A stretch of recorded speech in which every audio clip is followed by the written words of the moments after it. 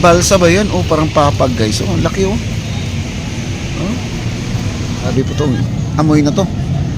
Shout out pala kay Arnel Coderno kay. Lakarin po natin to. Hindi lang sa Eden, papadat siya live sa kalsada, pinapakita kung saan may sobra. Ayun oh. Ang kapal ng putik. Talagang ibang amoy dito guys, no? Nangangamoy talaga. Ayan po ang ating Jones Bridge oh. Kita po natin yung Jones Bridge. Grabe po tong amoy na to. Shout out pala kay Arnel Coderno. Thank you so much po. Ang laki ng aso guys oh. Ayun oh. Laki ng aso oh.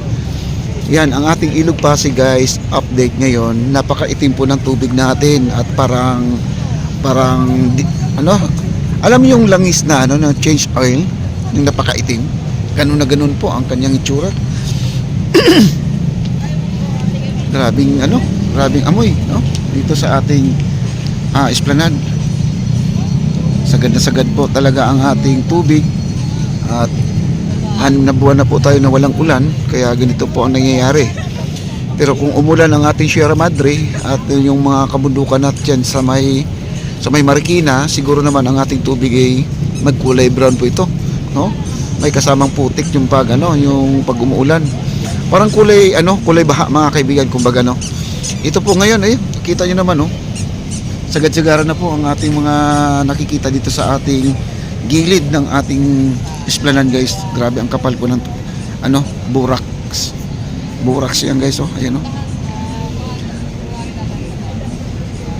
Alam nyo guys, yung mga ganito, maganda to kayurin, no? Kayurin ng bakho. Para naman ay makuha yung yung tamang lalim, kasi ito walang tubig guys, maganda to hukayin, no? Ayan Kaya lang pag gagawin mo to guys, malaki po ang gastos pag didredging ditong ating Pasig River.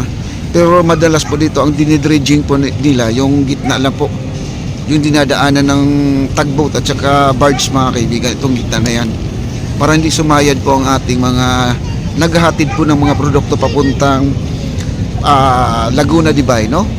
Ayan, malalim yung gitna niyan, kaya hindi po mawawala ng tubig. Ngayon guys, talagang napakababa po talaga ang ating Ilog Pasig. Kumbaga kung ikaw ay kumakanta ng pasigaw, kitang-kita na po ang ngala-ngala mga kaibigan. Ito, grabe. Grabe ang kapal po ng borax, tapos may amoy guys, may amoy. Huwag na nating sabihin na mabaho. Ay pasintabi lang po sa mga kumakain guys, no? Pero marami pa rin taong namamasyal kasi araw ng Lunes ngayon guys. Natural, kunti lang po ang tao sa mga ganito, pero hindi po nawawala ng tao, laging mayroon, hindi po nasisiro. Ayan guys, kita nyo ang gilid niya, no? Ayan, no? Kita nyo ang gilid na yan, no? Grabe.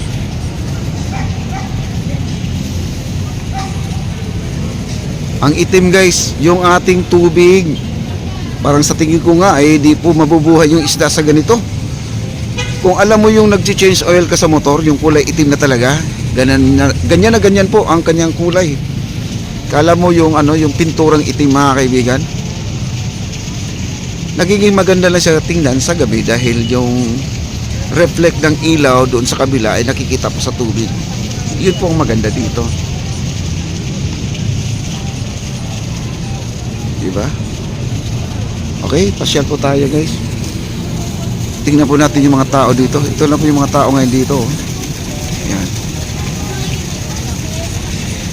Jones Bridge, parang wala na pong guys, wala na pong ganda, no? At instead na pinapaganda nila, mas lalong nawawala po ang kanyang beauty. No? Kasi kumukupas na po ang kanyang kulay ginto guys, no? Dahil na arawan ng naarawan, ang kulay ginto niya parang napusyaw na. Tingnan nyo, ang ating ilaw naman medyo hindi na gaano bright mga kaibigan. Kulang sa brightness, no? Ayan, no? Kita nyo naman guys, oh. Ayan, at lakad po tayo, diretso po tayo dito sa ilalim. Grabe po, ayan po, kasama si Ubing, no? Si Ubing. Ayan. Okay, maraming salamat po sa mga likers natin guys. Thank you so much. At dito po guys, silipin po natin dito. Ito po ang pinaka maliwanag. Ayan o, kita nyo. Kitang-kita yung ano, burax. Yan guys, pag ginalaw mo yung ano na yan, itong putik na yan, pag ginalaw mo yan, naku, napakabaho yan guys. Pag ginalaw mo yan. At saka, hindi lang babaho ha. Diyan nyo makikita yung basura. Dahil sa tagal po na hindi na po nalinisan ito, pag ginalungkat mo yan, daming basura yan sa ilalim. Yan. Kasi hindi pa po na-dredging to, madalas dinidredging yung gitna lang po talaga, no? At saka wala talagang ulan, kaya yun po ang problema dito. Pag umuulan guys, itong ating tubig ay hindi na kulay itim to. Magdasal po tayo na sana po ay umulan bukas para naman ay dadami po ang ating mga isda. Ay ngayon wala po tayong makikita ng isda dito na nagpapasikat, no? Tumatalon. Wala po sa ngayon. Dati ang daming isda, malalaking isda. Wow. Yan, baba po tayo. Baba po tayo dito. Okay. Yung mga halaman natin dito, medyo ano na, okay na yung ating mga halaman, no? Nadidiligan na lagi guys. Dito sa ilalim ng tulay, ito isa rin to, no? Maraming basura dito, ayun, no? Kita nyo? Daming basura, oh. Gabundok. Ay, hindi pala gabundok. Nagkalat.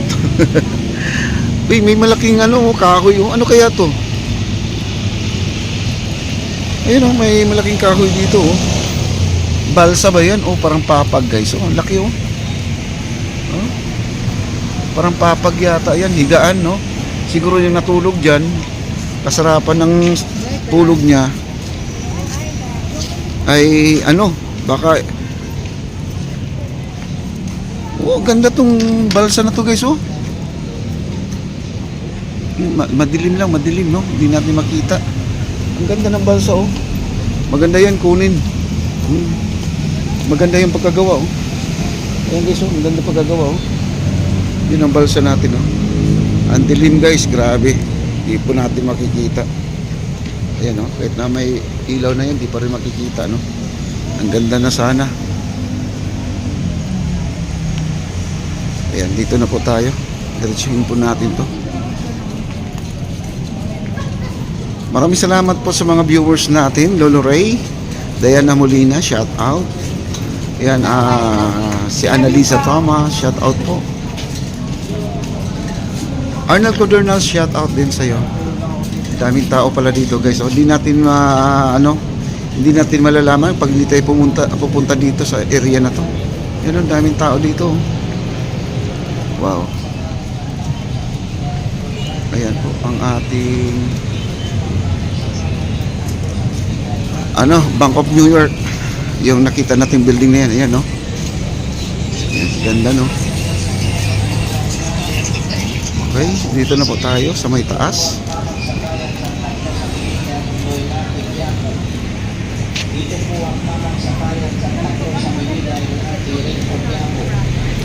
Okay, lakarin po natin to. Dito po ang sakayan sa tagpo sa Binida. Wow. Hindi nakakasawang balik-balikan po itong lugar na to dahil yung kanyang hangin. Pag nandiyan ka sa taas yung amoy. Dito guys wala pong amoy. Hindi po nangangamoy banda dito. Kasi may tubig na guys, no? Doon talaga may burax. Kaya yun. Medyo naaamoy natin yung ng putik. Yan, ganda ng ating Jones Bridge guys. Wow. Ganda, no? Daming tao. Ayun, no? Daming tao.